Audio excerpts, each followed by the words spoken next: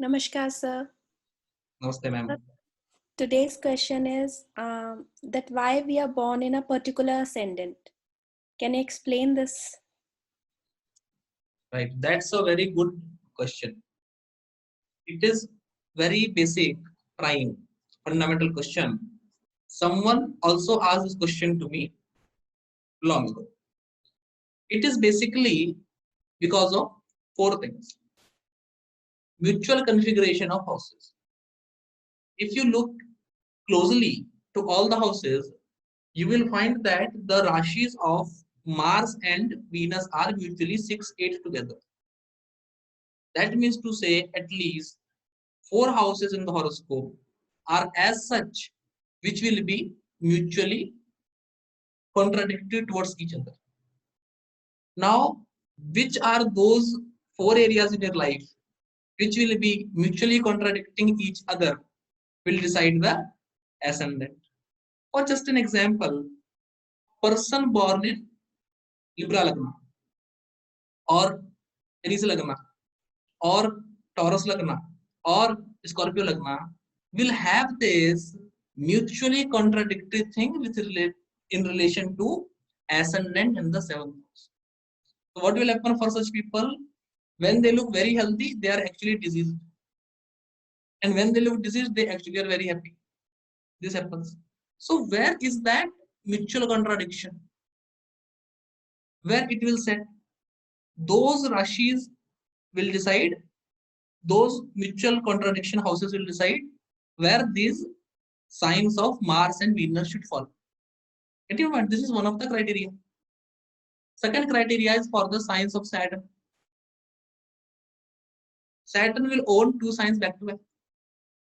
Which two houses will be ruled together? Which two houses will work simultaneously together?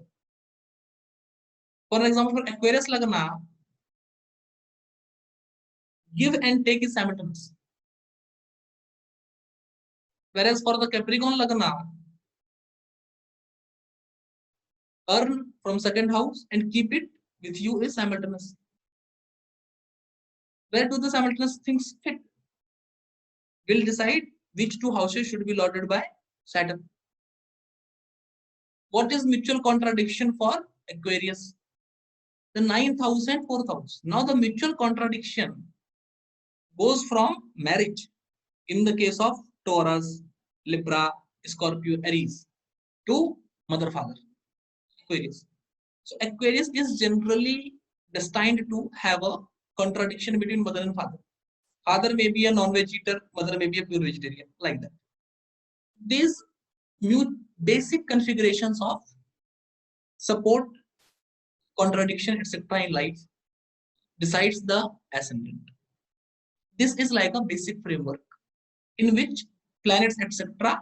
will be put above that and this will be made. This is the base of the cake. That is the ascendant. Everything in astrology is decided based on the ascendant only. The signs of Jupiter and Mercury will be mutually owning 4 to 10 houses. That means these are the areas where mutual support is there, where growth because of support is there. So let's take an example of two ascendants.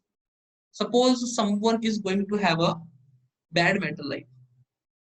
Now, if the mental life is bad because of the contradiction between family and wife, then he should be born in Aries Lagna. Because second house and seventh house will be lorded by the same Venus, and the mutual configuration will be 6, 8. Contradiction, right? But in the same way, if the problem is going to happen between your friends and mental life, then it have to be Taurus Lagna, because there the seventh lord will also be the 12th lord of ignorance. The same mental life situation, if it is not going to be a problem, but it is going to be a support. Let's say if the configuration is that his wife is very good, that she supports him in his business, then it is going to be Gemini Lagna. Because their seventh lord will also be the 10th lord, where there will be great chances of your wife. The same configuration, a wife actively supporting you in your profession, whether she is supporting it by being engaged in another profession, or she supports you by giving you motivation. You can have only those ascendant, dual ascendants, where the seventh house and 10th house is lorded by the same planet. And this scenario can happen with Gemini ascendant and Sagittarius. Now, what is the difference between Gemini and Sagittarius? When you go to Gemini, the two houses which grow together, the houses ruled by Saturn, will be the 8th and 9th house. That essentially indicates that for Gemini, along with luck, disease will also increase. For Sagittarius, these houses will be 2nd and 3rd, which means to say, for such a person with the rise in his professional life because of his wife, what other thing that is going to increase is the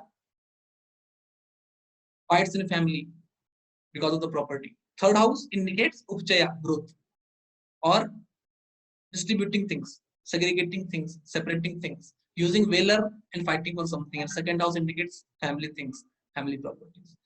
So the basic configuration of basic approval or denial of something is what ascendant actually decides.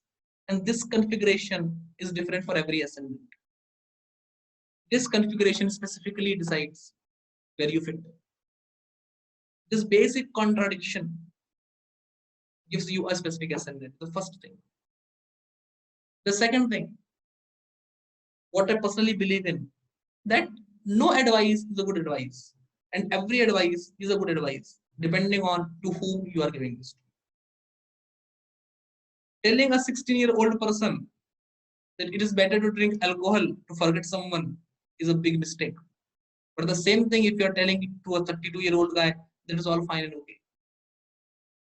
It all depends on the person.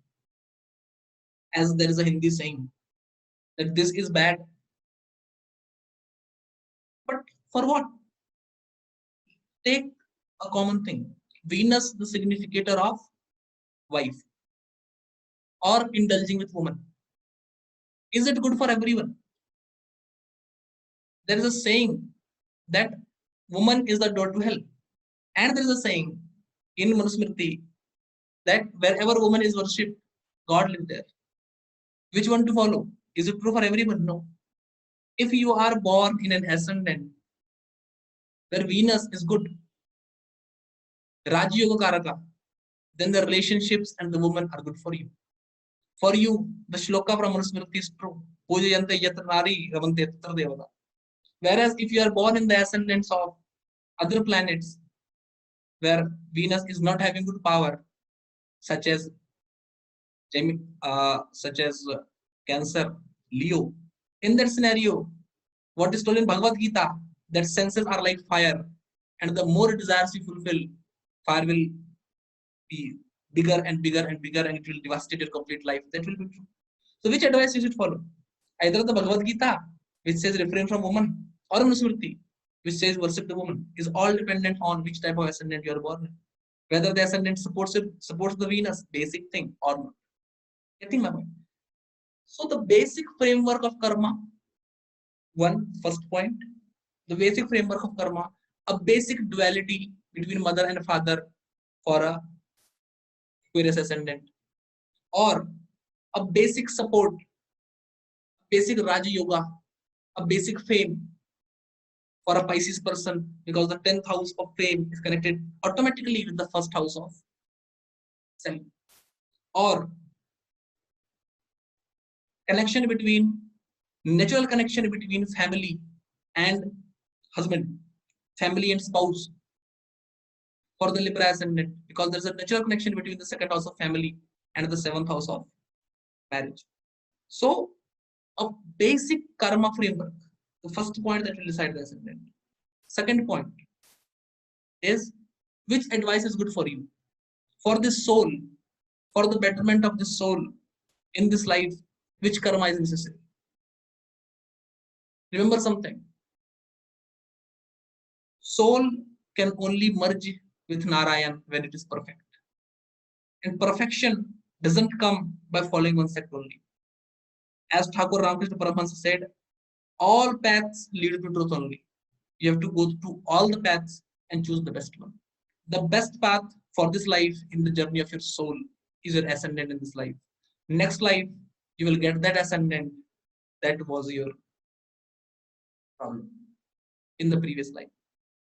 So, there is a rule in Tantra Jyotish that seventh from your ascendant Lord is the ascendant that you're going to have in the next life, which essentially means that seventh from the Lagna Lord is the Rashi, which, when you make it ascendant, will tell you the flaws that you have.